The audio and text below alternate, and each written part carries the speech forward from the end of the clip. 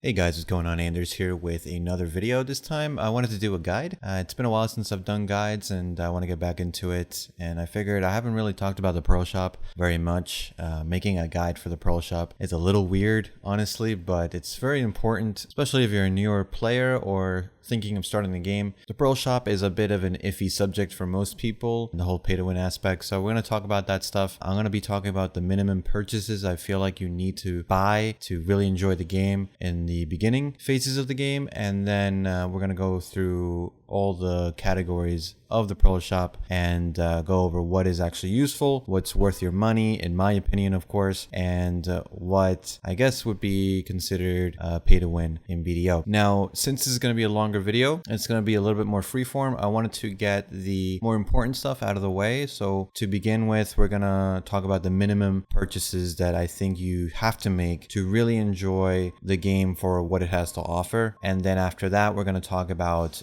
pay to win, get that shit over with, and then we'll go through what the rest of the store has to offer. Just so if you're new, you just want to find out what's actually viable, and you can just watch the beginning of the video, and then if you want to stick around, that'd be great too. All right, enough of that. Let's get right into it. The minimum purchases I suggest is you need 5 pets in this game to really grind anywhere. So you get one for free, and there's 5 slots, so you have to buy 4. I recommend buying 4 cats or 4 dogs. They're going to be fine for most needs. They're slightly cheaper than most pets, but loot at the same rate. If you really want to go crazy min-maxing, I honestly would gift the game to 4 people or 4 trial accounts to get 3 polar bears and 1 hedgehog. They will run you $10 each instead of the $9 that the cats and dogs cost, but the polar bear and hedgehog effects are incredibly strong. Polar bears each give you additional weight capacity, and since pets are used by all your characters, it's a nice way to naturally have more weight on all your alts. And hedgehogs have a double gather proc skill that have a chance at multiplying the amount of loot you get from the gathering life skill. Even at tier 1, the hedgehog effect is really strong and greatly increases your income from gathering life skill. So that's the pets. That's about 40 bucks you're going to be spending on pets. And then you want to buy 2 storage maids. Weight is going to be a pain after you get further into the game, so having these maids is going to be really useful. Each maid can be used once every 20 minutes, and you can transfer 100 weight of an item to and from the region's storage. The reason I recommend buying maids over directly getting weight on your character is simply because maids are family bound, which means all your alts can use them. And buying weight for a class is a mistake a lot of people make when they start out in the game.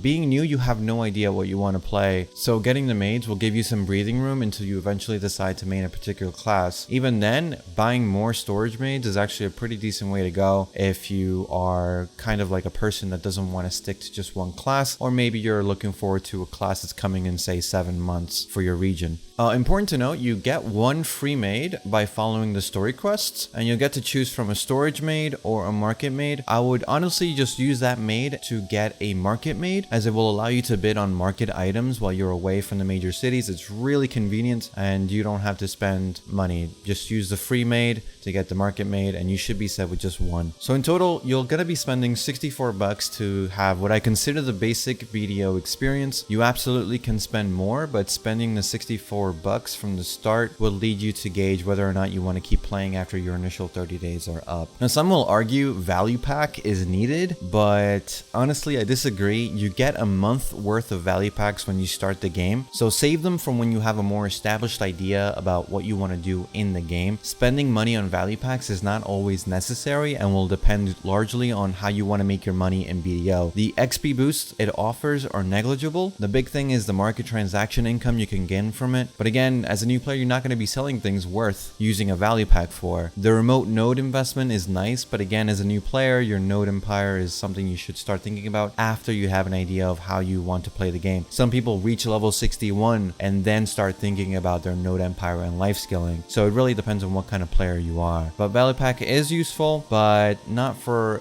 all styles of play. So now that we have the minimum amount of money you need to spend in the game out of the way, let's go into what the rest of the cash shop has to offer. Now, most of these things are really not needed, but will allow you to be more efficient with your playtime and allow you to progress faster than if you were to just ignore them. Now, is the cash shop pay to win? Yes it is. And now that we understand that, let's look at how it's pay to win. Now, artisan memory and pets are, in my opinion, the most pay to win items in the cash shop. Artisan memory, or artisan memes as some people call it, allow you to repair items with 4 times the efficiency. Now, this is crucial when upgrading boss gear, since memory fragments, the items necessary to repair boss items, are not easily obtained in large quantities. They take time to gather, and artisan memories essentially cut down your time investment by 1/4 of the time you would have spent otherwise. Now, if gathering 400 memory fragments took 4 days of playtime to achieve, you could spend $40 and gather 100 fragments in 1 day to get the same effect. So this is pay to win in the sense that it allows people with money to try for upgrades more often than those who do not pay. It is still possible to upgrade items without buying artisan memory, it just takes a lot longer. Now, the W in pay to win in BDO is fluid in the sense that your goals in this game will reflect what items may seem pay to win to you, but not to others. If you don't care that it takes you more time to get the same upgrade attempts as a pay to win player, then artisan memory does not affect you as hard. Pets are pay to win because there's simply no other way to increase your looting speed through in-game means. You need to buy 2 of the same species of pet and breed them to get a higher tier pet. Now, pets start at tier 1 when you purchase them. Now, breeding 2 tier 1 pets together will produce 1 tier 2 or tier 3 pet. A tier 2 pet is the same speed as a tier 1 pet, so that's kind of useless. A tier 3 pet is faster, so you can try and breed a tier 2 and a tier 3 to get a tier 4, or if you're unlucky, you get another tier 3. So you kind of get my drift here. So if you want to go for a tier 4 pet attempt, you need to spend at least $40. That's 1 pet. That's 1 attempt. There are 5 pet slots, so you can kind of see how scummy the pet system is. If you somehow miraculously achieve tier 4 on your first try, that's at least $200 that you're spending on pets, if you're lucky. More if you're unlucky. So honestly, going past tier 3 is not recommended if you care about money. Even 5 tier 1 pets, which is what I consider the bare minimum, are not bad if you're starting out. It's when you start getting more powerful in your class and as a character, and you start getting to better grind spots, that you want to have better pets, because otherwise you're going to be leaving loot behind and it's going to hit your income hard. But for the most part, you as a new player should not really worry about that for a long time. Probably a couple months, a few months before you want to start thinking, okay, maybe spend some more money to try and get tier 3 pets. And even tier 3 pets, which is what I use, 5 tier 3s, are more than enough for 90% of the classes and spots in the game. You may not be 100% efficient, but it's actually not too bad. So that's what I think is the most pay to win aspect of the Pearl Shop. There are other pay to win elements in the cash shop we're going to be going over with, but they're not as predatory as these two, the artisan memories and pets. So now that we went over the minimum requirements that you need to spend to have a good time, I guess, in BDO, and what the pay to win elements are, let's go through the categories. So basically, when you spend money through the website or through Steam, you get Cacao Cash implemented into your account. What you then do is you go to the Pearl Box items in the Pearl Shop category, and you then buy the amount of Pearl Boxes that you want. So spending $60, for example, will give you a 6,000 Pearl Box that gives you 600 free pearls. So it's like $6 extra.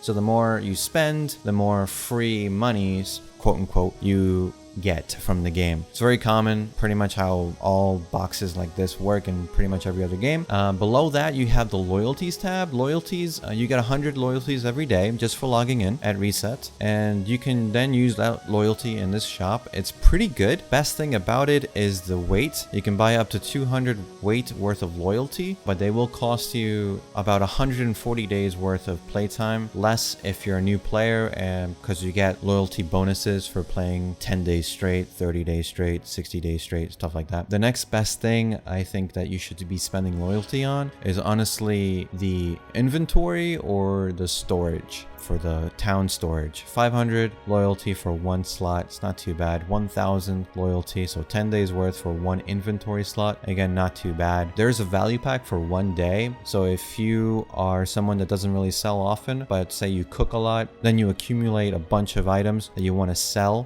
What you do is you buy the value pack through the loyalty shop. It costs 1,400 loyalty, which is 2 weeks worth of loyalty. So you just sell all your stuff, and when you're ready to pick up your sold goods, you pop the loyalty value pack, then you get all your money from the marketplace. Pretty easy. I know that's how a lot of people play the game. They basically just sell high value items and then keep it at the marketplace until they're ready to pick up once they have enough for a loyalty pack, and that's pretty much it. Everything else is kind of up to you, I guess. The character slot expansion is decent, but it's 50 days worth, and the slots aren't that expensive to begin with, so I don't really recommend spending 50 days worth of loyalty on that. Not that good in my opinion. The Blessing of Camasylvia is actually pretty decent too. It's 1,000, so it's 10 days worth, and this gives you energy recovery +2 and more drop chance. So this is really good if you want to spend an entire day gathering or life skilling. Otherwise, not worth your loyalty, to be honest. You can see that there's also artisan memories for loyalties, so it's 4 days worth for one artisan memory. You may think, okay, not too bad, right? Because artisan memories are pay to win, but it's also in the loyalty shop, so it can't be that bad. It's actually pretty bad. One artisan memory in real currency costs about 50 cents, but this is 4 days worth for the same. It's not a good trade-off. What you want to do is just not spend your loyalty on artisan memories unless you really need to for whatever reason. I wouldn't do it. I've done it and it feels bad, but not recommended. The only other thing I would maybe use is the Patrigio's costume bag, which is 2,800 loyalty. That's 28 days worth of playtime. What this does is that essentially when you have a Pearl Shop costume, what you need to do is you right click on every single piece until it equips onto your character. What this bag allows you to do is store those pieces into this bag, and then you just click this bag and then it automatically equips it onto your character. If you have a lot of Pearl Shop costumes, it's kind of convenient. You can use your processing outfit in this or your cooking outfit, stuff like that. That way you don't have to click through it. Again, super convenient, but definitely not necessary whatsoever. So now moving from the loyalties, we're going to look at the function category. This is the main kind of stuff where you're going to be spending your money on if you are going to be invested into a single character. Here you can see the artisan memories. The megaphone, definitely not worth your time.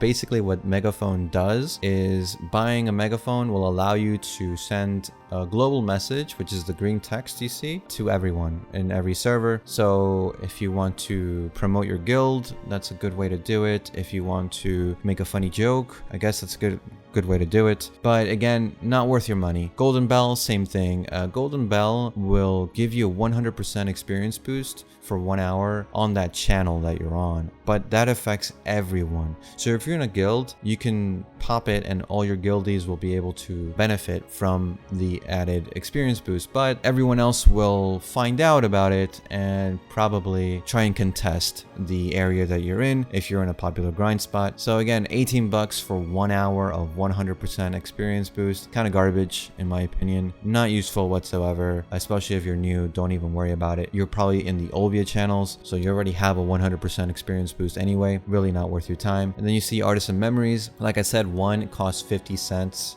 so 50 pearls, and 100 costs 40 bucks or 4,000 pearls. Up to you if you want to actually spend money on it. A lot of people do, and that's okay. I mean, that's about what your goals are in this game, and yeah, it's up to you. Below that we have the inventory slots. Without value pack, the game gives you up to 55 inventory slots. That may not seem a lot after you play for a while, but it's not terrible. There are ways to manage it, but definitely suggest eventually when you choose a character, investing at least a little bit in the inventory expansion slot. At least one plus 16 coupon per inventory is decent. You don't need a lot, to be honest. Even with value pack, you have 71 slots, so even that is fine.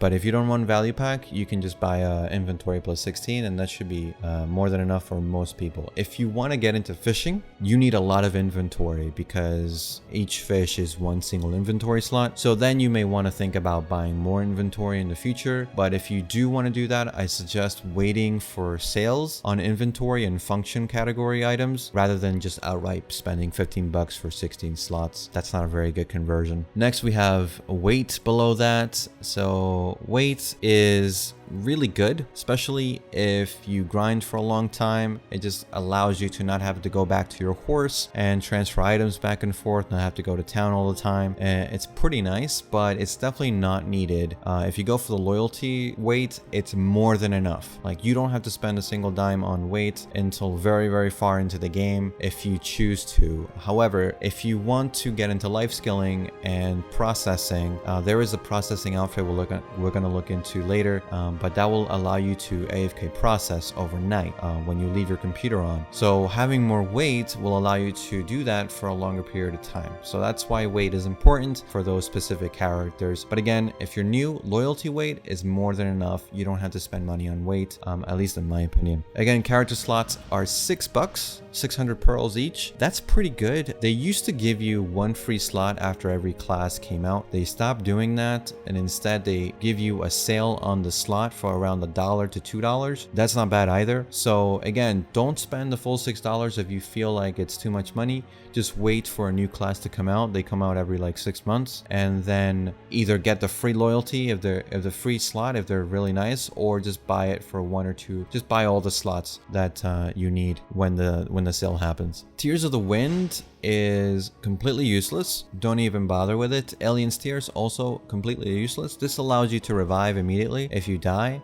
It's only good if you die to a monster, because then you lose experience, but even then 1% of experience is not a big deal until you hit level 61 and above, because then it starts becoming hours that you've lost because you died to a monster. And even then you get a bunch of free Alien's Tears through events and loyalty. It's not necessary whatsoever. Morco's gear bag is kind of like the Patrigio loyalty bag, except this bag allows you to store gear into the bag, and then when you click it, it will equip all that gear at once. It's good if you run like a hybrid build on top of your full attack build. So if you're facing an opponent that is maybe low on accuracy, you can kind of swap into your evasion build really quickly, or vice versa. Not very useful for the majority of people. Next, we have the brand spellstones. What these do is you brand your gear, and then their durability will decrease at a slower rate. This is good for certain classes that maybe have durability issues. For the most part, they've actually fixed that for most of the classes that I at least have played. I know Ranger used to be really, really bad. You had to brand your gear, otherwise you just couldn't grind for more than an hour. It was terrible. But now there's really no problem, and actually you can just kind of go to town after a couple hours and repair without an issue. So brand spellstones, not really that useful anymore. Definitely not needed. Then we have the name change coupons. So if you want to change your name for whatever reason, you spend $10 and you change your name. That's pretty simple. It's not automatic. You have to wait till the next maintenance, so keep that in mind, and it will tell you if the name is already taken, so you can kind of give it a try. But if it's not taken, it will go. So if you're not sure about the name, be careful, because then you can't change it. You have to spend another $10 and wait for the maintenance again. Guild name change and family name change are also there if you want. Your family name is what you choose when you start the game. You can change your name up to 2 times, and then you can ask support for another third change if you, for whatever reason, want to change your name a third time. You can do that there. And if you want to change your guild name, you can spend $30 to do so. Definitely not needed as a new player. Now we have the Blacksmith Secret Book. The Blacksmith Secret Book is essentially something that you should never buy. They're not needed whatsoever. What they do is they take your fail stack that is on your character and they put it into Advice of Valks in your inventory, so you can switch it to another character or whatever reason. Not needed ever. Don't spend your money on this. Completely useless. The equipment tailoring coupon.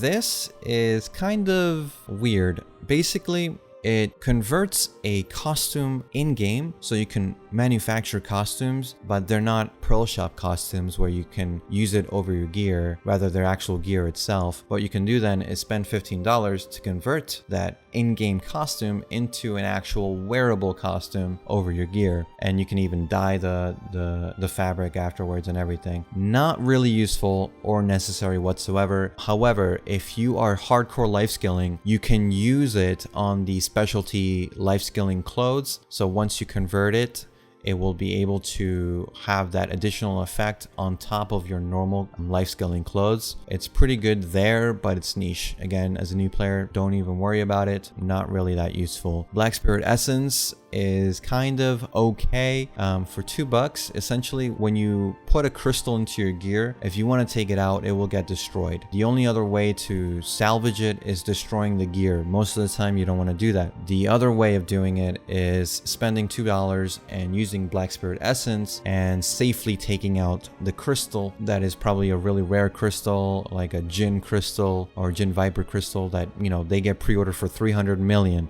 So you don't really want to destroy that. So if you want to switch it to another gear, you use a Black Spirit Essence to safely do that. Now we get into the storage expansion slots.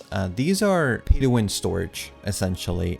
They don't affect you pretty much until like late game, but storage in BDO is basically limited by how much contribution points you have. Now, contribution points, or CP, you get that from doing quests or cooking. So if you do a lot of that, you'll have a lot of contribution points, which then you can invest into towns and get more storage or manufacturing or horse ranches or stuff like that. But if you can just buy the storage with real money, you can save contribution points, which is kind of useful later on if you have a node empire. But again, this is really advanced stuff, really not necessary whatsoever unless you are thinking that you need enough CP to make a certain node connection, and then also need enough storage to safely store a bunch of items, materials, gear, whatsoever. Again, this is not for the new player. This is more for the endgame player that is thinking about, okay, how can I more efficiently use my contribution points after you hit like 350 CP? You want to free up some more so you can maybe farm, or you can do whatever it is you want to do with that CP.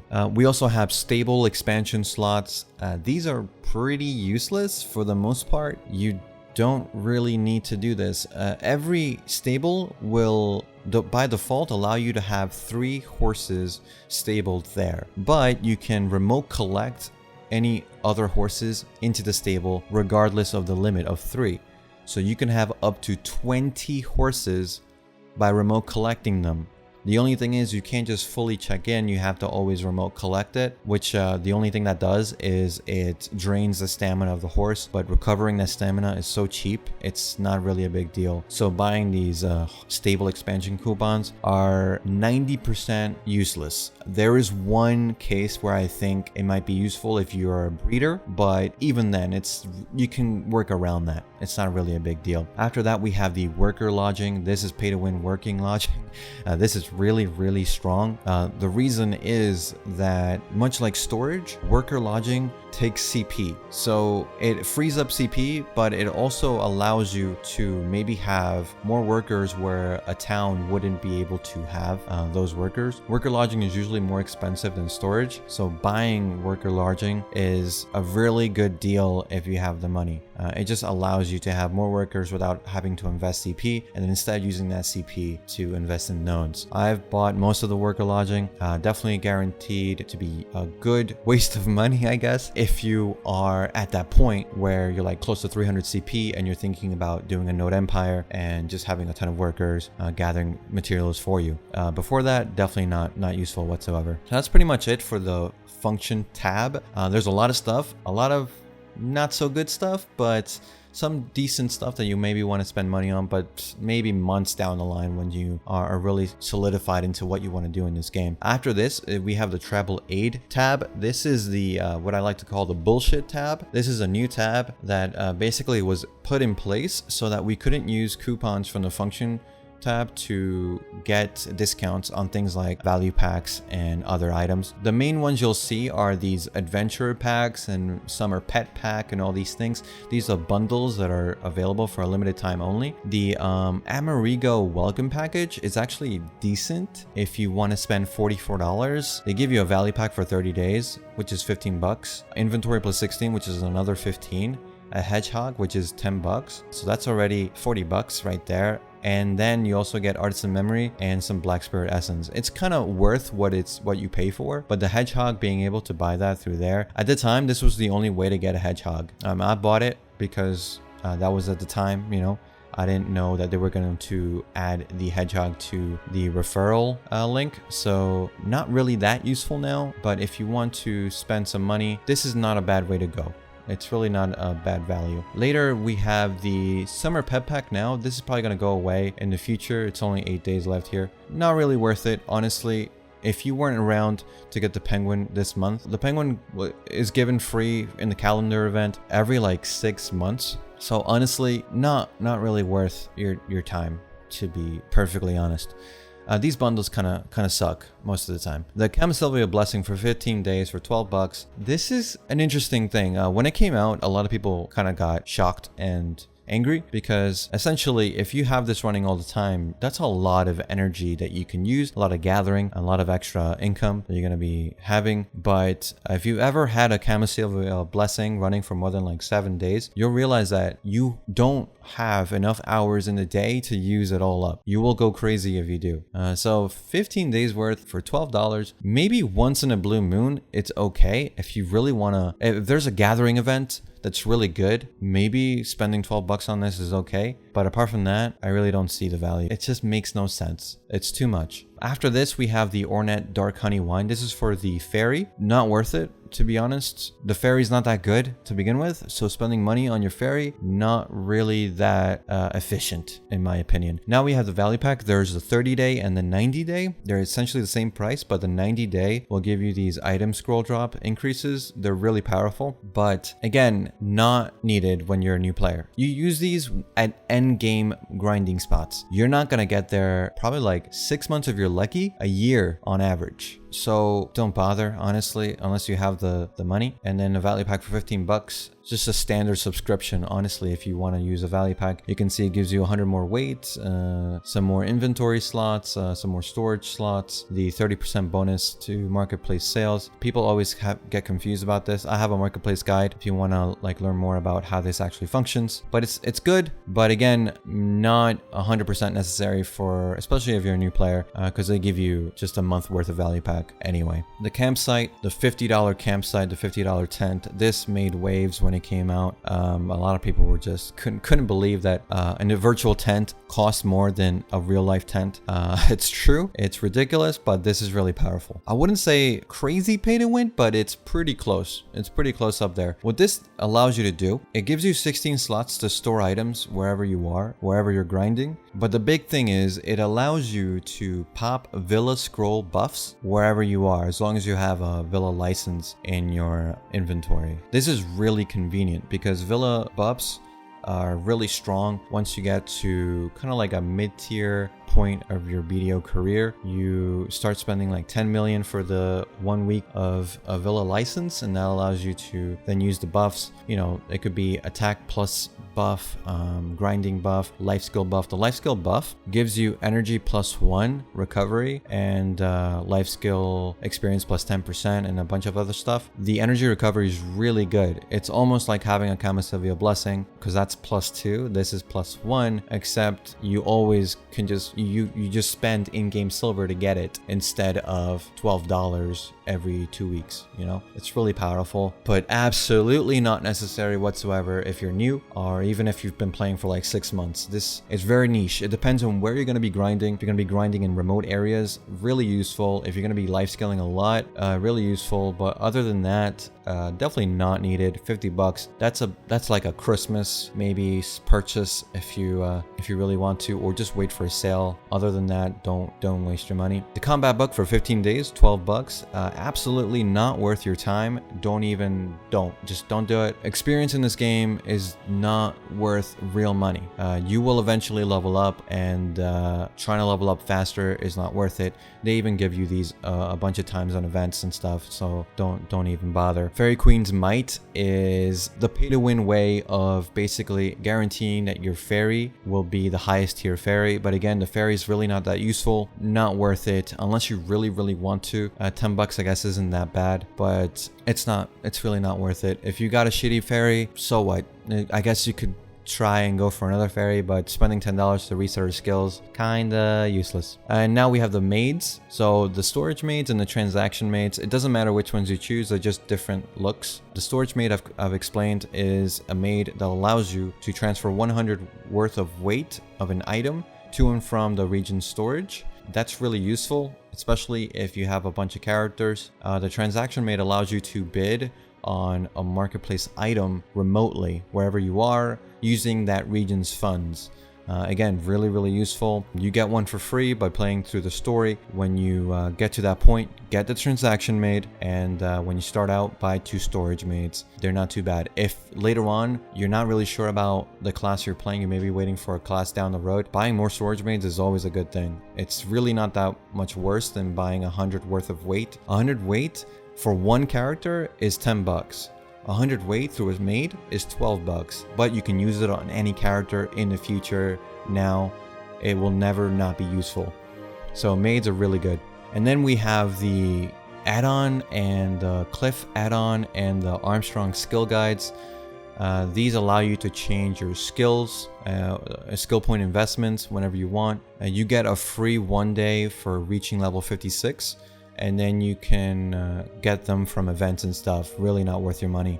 Don't even bother. You can actually use memory fragments to change your add-ons anyway, so spending real money on it makes no sense. And that's pretty much the travel aid category, the most kind of sketchy category we have. The next one is outfits. Pretty standard. This is where you go to look good. However, I'll say this, the only things that you can't buy in the game are the underwear and the accessories. Underwear gives you luck +1. This used to be really good because there was no other way to really get luck +1 in a more feasible manner. But now that the fairy automatically gets luck +1 and you get a fairy at around level 52 or something, you don't need underwear anymore.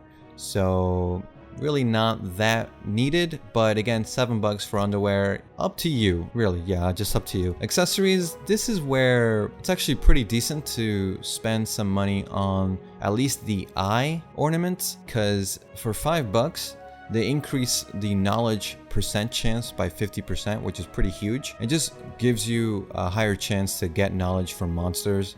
The earrings give you a higher percent chance of getting higher grade knowledge. So the more knowledge and the higher grade knowledge you have in the game, the higher your global item drop chance. Not necessary, but definitely not terrible if you are, you know, wanting to spend $5 or $10 on a character. This is character bound, so it only affects one character, whatever character or class you're using. The costumes, they're not the same as outfits, so keep that in mind. The costumes, you cannot buy them from the in-game marketplace. And these are more life skill oriented costumes than PvP oriented costumes. The fisher's clothes and the dadum diving suit set, the shark set, my favorite outfit, to be honest. This costume, they both allow you to swim much faster. This is really powerful, but unless you're doing naval activities, definitely not worth it. You get a 7-day fishing outfit already when you start the game, I believe. So you want to save that box. So when you get to the Margoria part of the main quests, there'll be a lot of diving involved. If you don't have it, I've done it without a fishing costume, so it's feasible, but it's a pain in the ass. But if you save your 7-day fishing costume for that, it will make those quest lines a lot easier to complete, and it's only a one-time completion, so after you're done with that, you don't really need to worry about it. But again, you only buy this if you do a lot of deep diving for coral and just mainly life skill stuff that is oriented around the sea and the ocean. The Kanape outfits, they're for cooking. Essentially, if you want to cook really quickly, you buy this outfit. It's the best outfit that you can spend money on, honestly. So it's not a bad way to spend your money if you want to spend it on a costume. Doesn't look that bad either. It just has the added effect of not only being a combat outfit, but also a cooking outfit that gives you more cooking XP and lessens your cooking time. This plus a +3 in-game cooking outfit will give you a 1-second cooking time, which allows you to really push CP increases if you really want to. to. But again, as a new player, you're really not thinking about that. Probably something you'll look forward to after like a month or two of playing. Maybe you want to you like cooking. Maybe you want to focus on cooking, then you buy this outfit. The next two are the Treant and the Desert Camouflage outfits. These are PvP outfits. The Treant is more geared to like gathering because it has a gathering +1 buff, and the Desert one has a lower chance of you getting the desert debuff while you're in the desert. Up to you which one you get. If you want to, it basically hides your name, makes it hard for you to be seen if you're trying to PvP. That's pretty much it. It's useful if you're thinking about being an assassin type class and you want to ambush other players, then you spend some money on this to be able to do that. As a ninja, as a kunoichi especially, you want to do this because then you'd be really annoying because you are almost invisible all the time, but definitely not needed at all as a new player. The Venia riding outfit, this is for horse trainers and horse breeders. Completely useless unless you're just AFK horse training all the time. The 20% extra horse XP that you get with this outfit is okay. It's not revolutionary whatsoever, but it's useful if you are definitely a person that loves horse breeding and horse training, so you would get this outfit. But again, that's something you find out like a month or two down the road after you played the game for a while and you realize you like the horse training aspect of the game. And then finally we have the Veneseal or the Karki outfit if you're a male. This outfit is what I was talking about. It's a processing outfit. It allows you to process items directly from your storage without having to put it onto your person. It's really, really useful, but only if you also invest fully into weight on your character. If you don't, then it's really not that useful. The reason you would do this is for AFK overnight processing, and you would then take those materials to either use them for trading or sell them straight to the market for pretty hefty profit. And then we get to the outfits. These are the more normal, good looking outfits that you can expect. They don't really do much in terms of like effects. Honestly, they're pretty much kind of hit or miss in terms of usefulness, but they look pretty good. I will say this category is the one category that you can definitely try and get from the marketplace. In the game, in the marketplace, you can try and buy value packs, you can try and buy pets, you can try and buy Camasylvia blessings, and you can try and buy outfits. But outfits are the only ones I can safely say to you that you can have a chance at winning, because every other thing is just, it goes up so rarely that your chances are really bad. To give you an idea, when I started the game about 1.5 years ago, before servers merged, okay, this was a long time ago, I bid on pets like crazy, right? Because I didn't want to spend 11 bucks on a pet, and I won a pet. I felt like, wow, okay, cool, this is possible. I believed that this is possible. If you really want a pet, you just sit the marketplace and you bid on pets until you fucking win one eventually. However, the game has grown so much since then that it is now almost impossible to win a pet. 500,000 people play this game, and most of them are going to be bidding on pets, believe it or not. So honestly, pets are impossible to get. Camasylvia blessings, good luck with that. But outfits go up all the time. Just bid on any and all outfits you can if you really are desperate for an outfit, and you will eventually win one. That's how I've gotten all my outfits. I have like dozens and dozens of outfits for all my classes, and I've never spent a dime on any outfit. You don't have to. Just sit the marketplace and you'll get it eventually. So that's the outfit category. Now we have the interior category. This is kind of like one of those low-key super pay-to-win categories, believe it or not. This is the furniture items for your in-game housing. So in-game, you can buy a house fairly cheaply. It just costs contribution points, and there's probably over hundreds of houses available to you in the game with different designs. But the one bad thing about the housing system is that most of the furniture you can craft and you can get in the game doesn't look that good. Most of the good looking ones are from the cash shop, and they're not super cheap whatsoever. For example, this coral furniture set, it's a bunch of items for 20 bucks. That's not cheap for virtual chairs and stuff. That is kind of ugly in my opinion. So why is this pay to win? Well, there's a system in the game that's called the housing interior point system. So the more furniture you put into your house, the more points you get. So it's kind of like it values your house in a point system. If you are the #1 point holder for that particular house in the whole server, you are allowed to invest in specific nodes. Now these nodes aren't revolutionary, but they are a nice little added bonus income on top of what you're already getting. So what people do is they spend a lot of money on furniture from the cash shop to get a ton of points, because furniture from the cash shop has a ton of points added to it. The one thing that makes it so good is that if you stack 2 of the same chairs from in-game furniture into a house, say for example a chair is worth 100 points. You have 2 of them. They're 2 Velia chairs.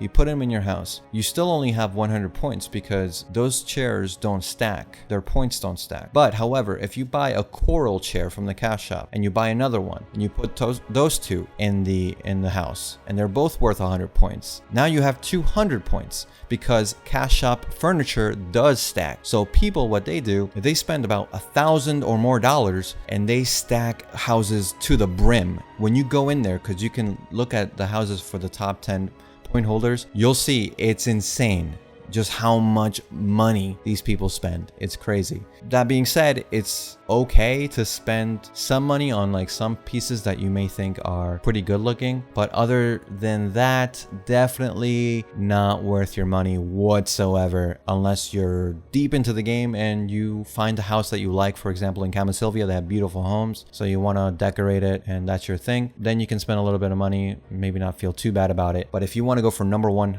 rank housing, forget about it. You're going to be spending a lot of money. So good luck with that. Now we have the mount category. Mount category basically is where you get the costumes for your horses and where you get some other benefits as well. Horse costumes, they look good, but they're pretty useless in terms of stats given. Definitely not worth it. They also have it for wagons. The wagons look pretty cool. If you really want to flex, you could be that one guy that buys a wagon skin and then 4 of the horse skins. So you spend $100 to make your wagon and horses look pretty cool. And then everyone will be like, wow. And then you could park it in the middle of the road so everyone could look at it and be like, damn, this guy has money. So you could do that, or you could not do that, which is what I think you shouldn't do.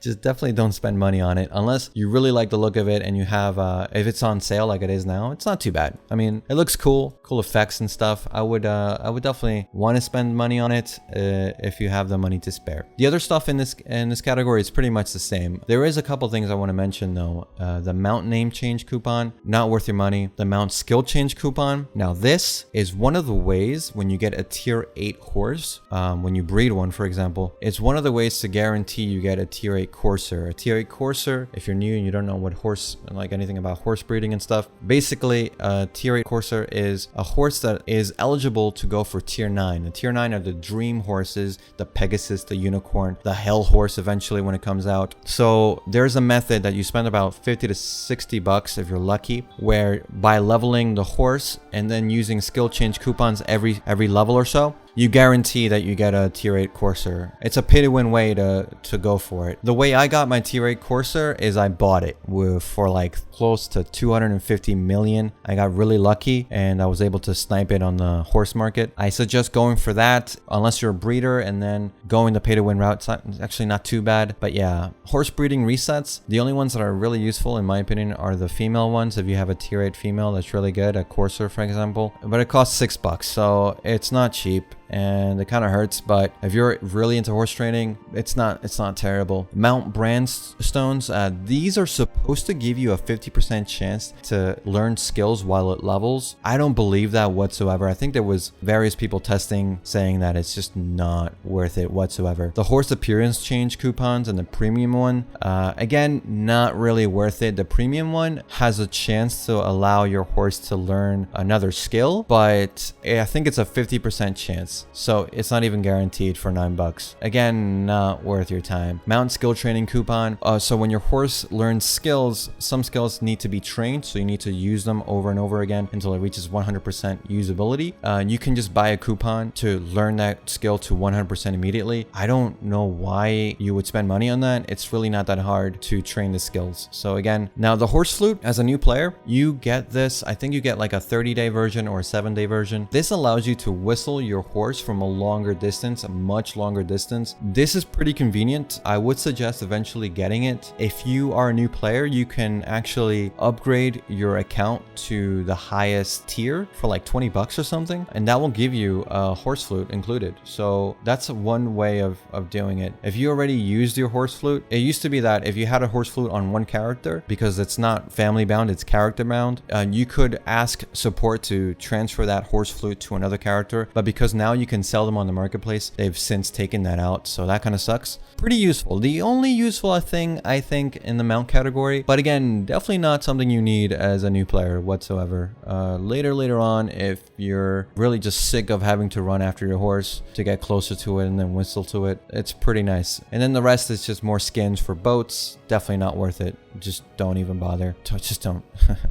And then we have the pet category. I've explained pets in my pet guide. Essentially, the 1100 worth pets, or the $11 worth pets, are the same speed as the other cheaper pets, the $9 pets. So the only reason you go for the $11 pets is because they look cute. The turtle's kind of really cute. The little lamb is really cute. You can actually see the different tiers that, so tier 1, tier 2, tier 3, tier 4, what they look like. Yeah, I mean, if you really like the look of a pet, I mean, they're really good at designing the pet looks. This is where you go and spend your money, and this is where you go if you want to go for tier 3 or in tier 4 and you maybe get really angry, because going for tier 4 I can't even imagine, honestly. But one thing to note for the pets, each one has like a different species and different skills. So these ones will tell you what skills, what talents they have. Like the young griffin, for example, has durability, reduction, resistance. The owl has a better chance to gain knowledge. So if you're looking for specific talent, that's what you want to look at. You know, better chance to gain knowledge. Like all the birds I think are knowledge based. Dogs I believe are skill based. The cats are all life skill experience boosters. So yeah, just check those out, and check out my pet guide if you really want to know more about like breeding pets and all that stuff. And beauty is pretty much single-handedly the most useless category in the entire shop. It's basically a way to buy dyes. Don't know why you would ever do that. A way to change your appearance. Don't know why you would want to do that, since a value pack allows you to do that regardless. If you want to change your appearance and you don't have a value pack, you just wait 2 weeks and you use that 1400 loyalty value pack to